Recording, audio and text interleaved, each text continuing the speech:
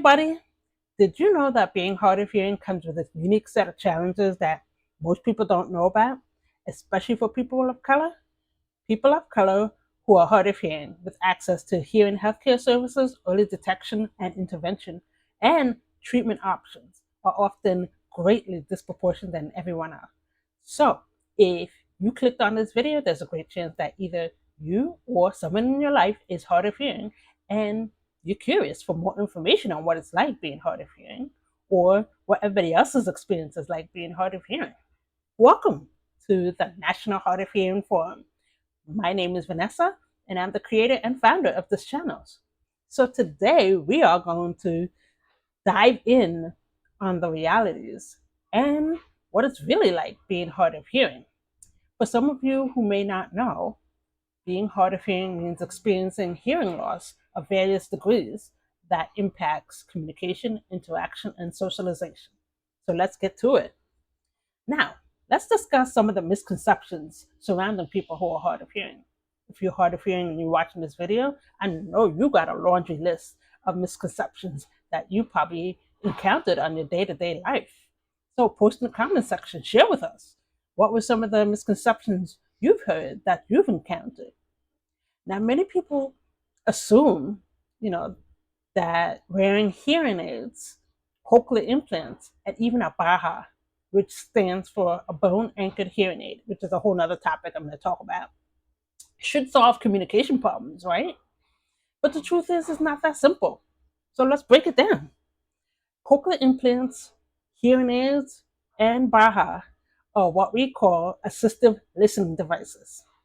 They were made for people who are hard of hearing so that they can connect and function in a day-to-day life with the hearing population. Often, though, there are barriers to these type of communication, such as background noise, unclear speech, and lack of visual cues.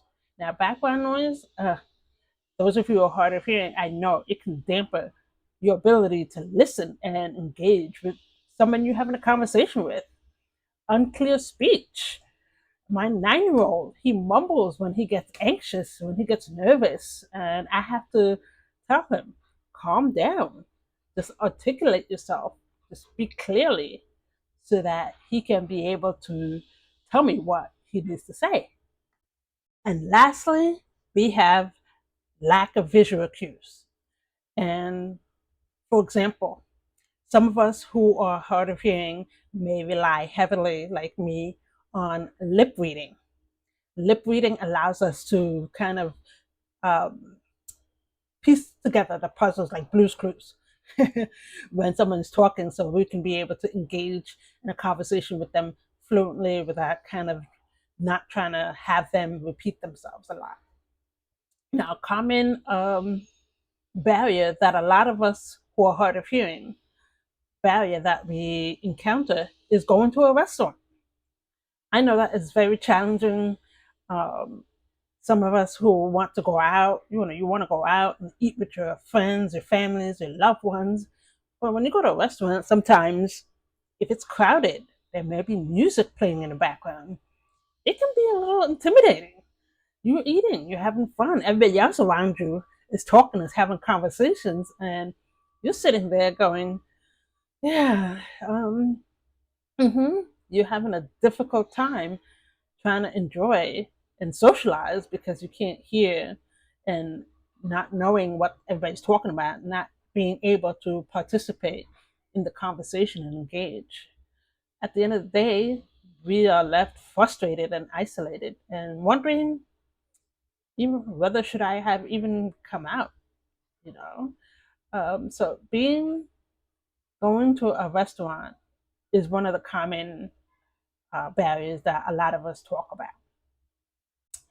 Now, I'm going to share with you a personal experience that I have encountered at my workplace. I am actually a case manager and I work at a site that I work with people who are mentally ill and substance abuse users. Unfortunately, there was a medical incident at the site, and EMS had to come on site and take the client to the hospital. While the EMS was trying to talk with me, there's a lot of chaos happening. And I started to get a little overwhelmed because not only should I be trying to maintain the situation, take control of the situation, I have to try to get the the information from the EMS workers, where the client is going, the condition of the client, and what hospital they go to. It was very overwhelming. And at the end of the day, I thought about it. I said, "My God, that was very exhausting." And it took a lot of mental effort and focus to just function on a day-to-day basis. And turns out that's what we call concentration fatigue. Yep, that's a real thing. And I started researching it, and turns out it's very prevalent among those who are hard of hearing. So be on the lookout for a video I'm going to be making about concentration fatigue among those who are hard of hearing. The information is going to surprise you. Now, at the end of the day, being hard of hearing is more than just a physical condition. It is a daily struggle for us to communicate with others. So I implore you to be compassionate and empathetic and understanding with those who are hard of hearing. The simple act of kindness and accommodations can do us a world of difference. Now, my friends, I want you to share your experience, your insights. If you're hard of hearing, or if you have somebody in your life who's hard of hearing, post them in the comments section. We want to hear from you. Also, if you're interested in chatting with someone who's hard of hearing, I am going to be hosting an online Zoom community where you can actually interact on Zoom with someone else who's hard of hearing.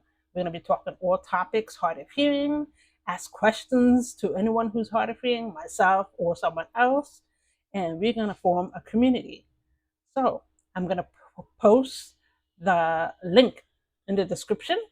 So sign up, and I hope to see you there. Also, I'm going to be hosting what is called Q&A Fridays. Now, have you ever wanted to ask someone who's hard of hearing a question and you weren't sure if it's appropriate? I get asked that all the time.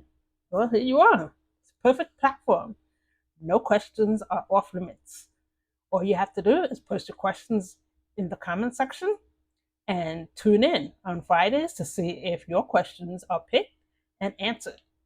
Now, I want to thank you guys if you've been watching this video to take the time to watch at least some of the video, or you stayed all the way to the end. Thank you.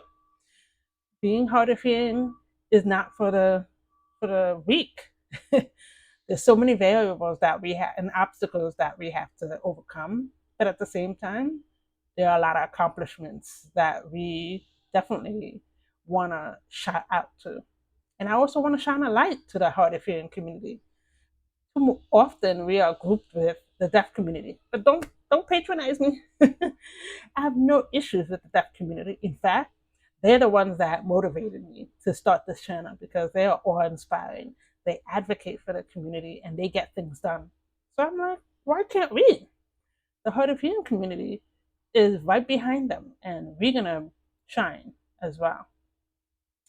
So I want to thank you guys again for taking the time out to watch this video. And I really, truly hope that you guys join me in this journey, because my goal and my mission is to bring together an unheard community. Thank you guys for watching. I'll see you in the next video, and don't forget to come on Fridays for Q&A Friday.